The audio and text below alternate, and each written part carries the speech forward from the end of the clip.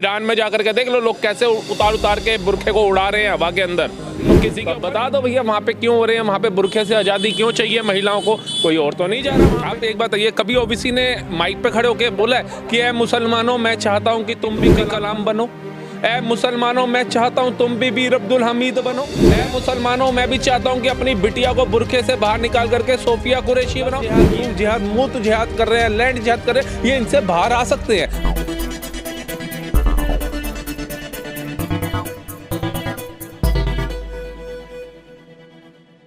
जिस तरीके से असदुद्दीन ओवैसी ने कहा कि एक समय आएगा हिजाब पहनी हुई महिला देश की प्रधानमंत्री बनेगी, लेकिन दूसरी ओर बड़े बड़े दिग्गज नेता कपिल मिश्रा, सुधांशु त्रिवेदी सब ने कहा कि एक हिजाब पहनी हुई महिला अगर देश की प्रधानमंत्री बनेगी तो फिर तो शरीयत लागू हो जाएगा, और शरीयत लागू हो जाएगा तो उन्हें वो सारे कानून मानने पड़ेंगे जो महिलाओं पर अत्याचार करते हैं।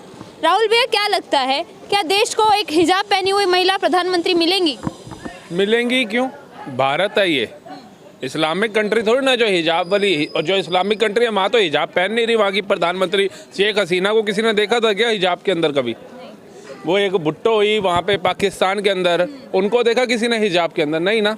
अभी मोदी जी हाल ही में एक कंट्री होकर के आए बुरहीन, वहाँ पे जाकर के देखा था कि उधर के प्रधानमंत्री हुए हो जिन्होंने पहना हो हिजाब वगैरह। तो ये भारत में ही क्यों चाहिए, मुझे तो समझ ही नहीं आता।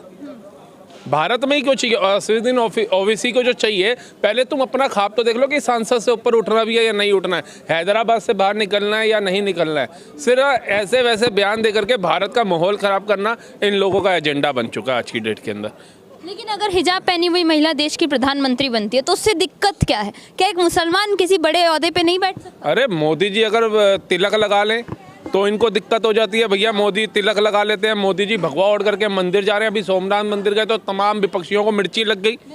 तो तुम हिजाब वाला बिठा दोगे इस देश के अंदर? पहले तो ये बताओ कैसे बैठ जाएगा। और अभी जब तुम एक सांसद हो, तुमने आज तक, और तुम्हारे जितने भी वो हैं मंत्री विधायक बनते हैं तो वो बांग्लादेशी रोहिंग्याओं से बाहर ही नहीं निकलते हैं। तो तुम तो भारत के अगर प्रधानमंत्री तुम्हारे को गद्दी पे बिठा दी तो मुझे लगता है इस देश के अंदर ना सिख रहेगा, ना हिंदू रहेगा, ना कोई और रहेगा। मुझे लगता है सारे हिजाब वाले ही नजर आएंगे इस देश के अंदर। और जहाँ हिजाब जिन्होंने तानाशाही से पहनाया, ईरान में जाकर के देख लो लोग कैसे उतार उतार के बुरखे को उड़ा रहे हैं हवा के अंदर।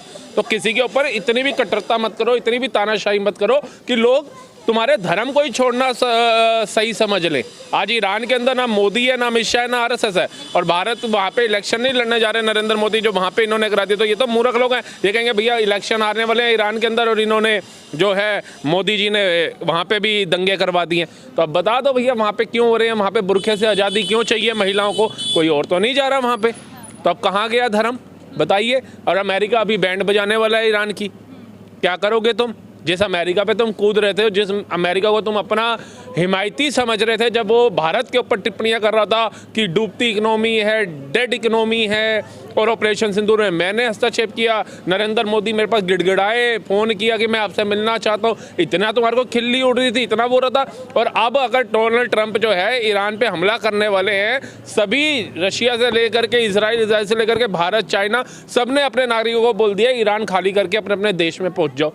अब तुम्हारे मुंह में क्या जबान रह गई? इतना तुम जोश भरते थे भैया, 56 कंट्रियाँ, 56-57 कंट्रियाँ, कहाँ रह गई वो 56-57 कंट्रियाँ? जहाँ भी जाओ वहाँ पे ही दंगे हो रहे हैं। आप जाके देखिए फ्रांस में कौन लड़ रहा है, हिंदू और सिख या कोई और धर्म के लोग नहीं जा रहे, कि अंग्रेजों से कौन लड़ रहे हैं, ईसाइयों से कौन लड़ रहे हैं, मुस्लिम लड़ रहे हैं। ब्रिटेन चले जाइए आप, अभी इसमें लॉस एंजलिस में भी हुआ दंगा, अब ईरान में आप जाकर के देखिए, हर जगह क्या हो रहा है ये। तो कम से कम आप भारत है, भारत की गरिमा है आपके पास, भारत का जो सदस्यता नागरिकता है वो आपके पास है, तो आप बचे हुए हो और इसी में ही खुश रहो। क्योंकि भारत के साथ जो चला है ना वो हमेशा ऊंचाइयों पे गया है, और जिनने भारत का दामन छोड़ा है, देख लो पाकिस्तान आटे आटे को मोहताज है, देख लो बांग्लादेश आज चावल चावल को मोहताज है। तो तुम्हारी स्थिति भी आटे चावल की मोहताजी वाली हो, उससे अच्छा है कि 80 करोड़ के हिसाब से राशन मिल ही रहे, उसका आनंद उठाओ।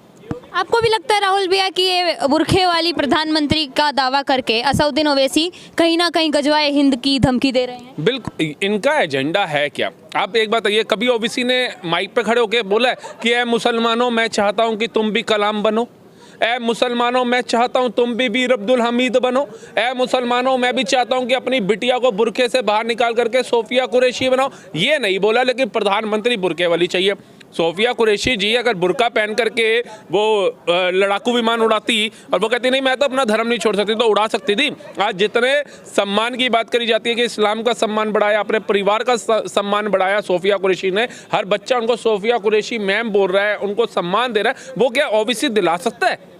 नहीं ना। तो इन्होंने कभी नहीं बोला कि ऐ मुसलमानों बाहर निकलो, पढ़ाई करो, किताबें पढ़ो और वीर अब्दुल हमीद की तरह नाम रोशन करो, आर्मी में भी जाओ, देश के डॉक्टरों में भी जाओ। लेकिन अल-फलाह यूनिवर्सिटी वालों के संरक्षण में ये लोग उतरते हैं, टुकड़े टुकड़े गैंग के संरक्षण में उतरते हैं, रोहिंग्या घुसपैठियों के संरक्षण में ये लोग उतरते हैं, वंदे मातरम भारत माता की जय नहीं बोलेंगे उन लोगों के संरक्षण में उतरते हैं, आर्मी और पुलिस वालों को इस देश में पत्थर मारा जाता है, ये लोग उनके संरक्षण में उतरते हैं। उससे हमारे दिल में दुख व्यतीत होता है और हम उसके खिलाफ आवाज़ उठाते हैं। तो कई लोग हमें कह देते हैं भैया ये तो नफरत फैला रहे हैं। लेकिन एक बात बताओ, जो ओबीसी इनका लीडर है, क्या वो ये 2 शब्द बोलने में उसकी जीवा घिस जाएगी, उसकी जबान घिस जाएगी? वो हजारों नहीं करोड़ों, जितने 22 करोड़ मुसलमान, तो करोड़ों मुसलमानों का एक पसंदीदा किरदार है ओबीसी। उसको उसकी झलक पाने के लिए मैंने देखा कि कितने मुसलमान भीड़ों के अंदर भीड़ में घुस जाते हैं। तो सोचिए अगर ऐसा नेता एक अच्छा मैसेज दे अपनी आवाम के लोगों को, तो वो कितना अच्छा जा सकता है। आज जो बम बांध के फट रहे हैं, आज जो पुलिस और आर्मी पे पत्थर मार रहे हैं,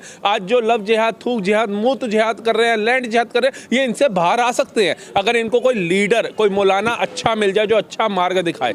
जरूरी नहीं है कि आप हर जगह पे यही बोलोगे मुसलमान के साथ अत्याचार हो रहा है, मुसलमान को हिजाब वाली मुख्यमंत्री, हिजाब वाली प्रधानमंत्री, पहले मुख्यमंत्री तो बना दो हिजाब वाली। है किसी राज्य के अंदर भारत के मुख्यमंत्री तुम लोग बना नहीं पा रहे हो और प्रधानमंत्री के ये लोग ख्वाब देख रहे हैं। आप बताइए क्या कश्मीर बनाना है? क्या कश्मीर में आई थी ना महबूबा मुफ्ती, उड़ा दिया सारे कश्मीरी पंडितों को। उमर अब्दुल्ला आया था ना, उड़ा दिया सारे कश्मीरी हिंदुओं को।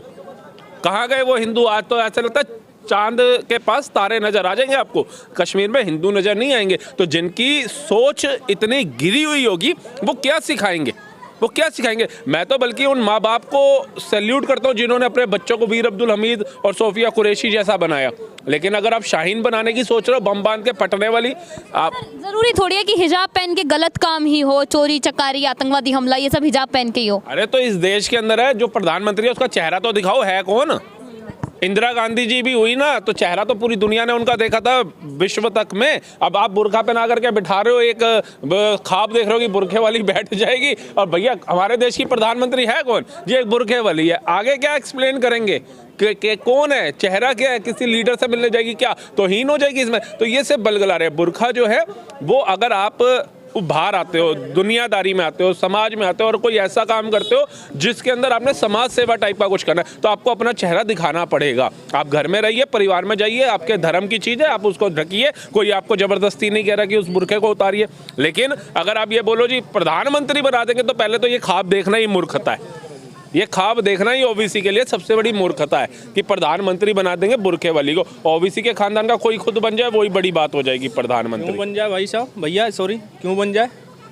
हिजाब वाली प्रधानमंत्री बनती तो क्या क्यों बन जाए, क्यों बनने दें? गजब बात करते हैं। एक बात बताइए हमको कि अगर कोई हिजाब वाली प्रधानमंत्री बन जाए, उसका प्रधानमंत्री के बाद उसका निकाह हो, ठीक है ना? प्रधानमंत्री का तो कार्यकाल 5 सालों का होता है ना, 2 सालों 2.5 सालों पे उसका अगर तलाक हो जाए और उसके बाद हलाला हो, तो क्या प्रधानमंत्री हलाला करवाएंगे? क्या पता प्रधानमंत्री आवास में ही हलाला करवाए। हाँ, और ये नहीं बोल रहा है भाई, ये उन्हीं के फैज खान जी बोल रहे थे। फैज खान जी बोल रहे थे। तो ये कोई ना बोले कि हाँ, उन्हीं के बातों को दोहराया गया यहाँ पे। ये ना बोले कि इस बंदे ने अपने मन से बोला है। तो एक बार सवाल फैज खान से जाके करे, जवाब फैज। देश तो जितना हिंदुओं का है उतना ही मुसलमानों का भी है। करिए मैडम, आप गलत बात मत करिए। देश हिंदुओं का 1 है और मुसलमानों का 56 है। तो ये मत बोलिए कि जितना हिंदुओं का है उतना मुसलमानों का है। लेकिन अगर मुस्लिम प्रधानमंत्री मिल जाती है देश को तो क्या दिक्कत है? राष्ट्रपति भी तो रहे हैं, एपीजे अब्दुल कलाम। मुस्लिम प्रधानमंत्री मिल जाए लेकिन हिजाब वाली नहीं चाहिए ना। मुस्लिम प्रधानमंत्री मिल जाए लेकिन हिजाब वाली नहीं चाहिए। समझने वाली बात ये है ना। देश अगर उनका है तो 2 देश के प्रधानमंत्री दे तो दिए इनको, वहां पे बिठा दो। हिजाब वाली कोई रोक रहा है क्या? पाकिस्तान भारत का ही टुकड़ा करके दिया ना, बांग्लादेश भारत का टुकड़ा करके दिया ना, उधर बिठाओ बुरखे वाली को। कोई रोक रहा है क्या? भारत के अंदर ही क्यों चाहिए आपको? सारी चीजें भारत में चाहिए, फिर भारत की आर्मी को पत्थर मारना है, भारत भारत की पुलिस को पत्थर मारना है, भारत के ही संविधान की हत्याएं करनी है, भारत में ही लोकतंत्र की हत्या करनी है, भारत में ही अराजकता फैलानी है। जो लोग ऐसी अराजकता फैलाते हैं, जो पत्थरबाजी करते हैं, उनके खिलाफ भी आकर के बयान दो ना। आप लोगों का भी तो कर्तव्य बनता है। सपने तो बहुत बड़े देख रहे हैं कि प्रधानमंत्री बना दो, राष्ट्रपति बना दो, हैं ब्रिंकलिंटन बना दो इनको, हैं, लेकिन कर्तव्य क्या निभा रहे हैं? जीरो, शून्य है। लोगों का हक खाना, लोगों की घरों को जलाना, उनकी गाड़ियां जलाना और हिंदुओं पे अत्याचार हो तो मुंह सिल लेना, ये